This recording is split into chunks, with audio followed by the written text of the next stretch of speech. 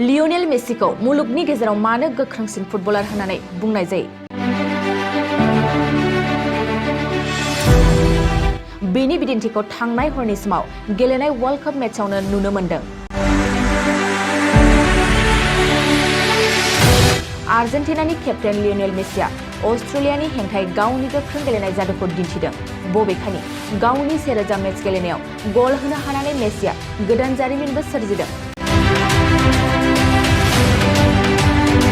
World कपनि गोनांथार मेचखौ अस्ट्रेलियानि हेंथायै गेलेनायाव लियोनेल मेसिया 35 मिनिटआव गलखौ सोमोनांथावै जोसोमनो हायो।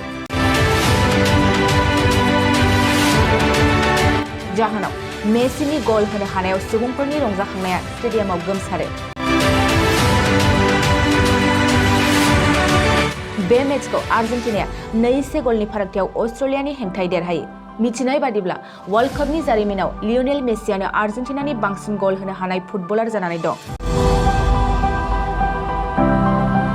मख'नो गोनांदि 7थि खेब बेलन डि'अर बान्थाखौ देरहानो हानाय लियोनेल मेसिया मोनफ्रोमबो मेचआवनो गावनि गेलेनायखौ गोख्रोङै दिन्थिबोदों, जेराव मेसिनि गेलेनायजोंनो आर्जेन्टिनाया मुलुगनि गेजेराव दासिम मोनसे गोख्रों फुटबल हानजा होननानै मिथिसार जादों।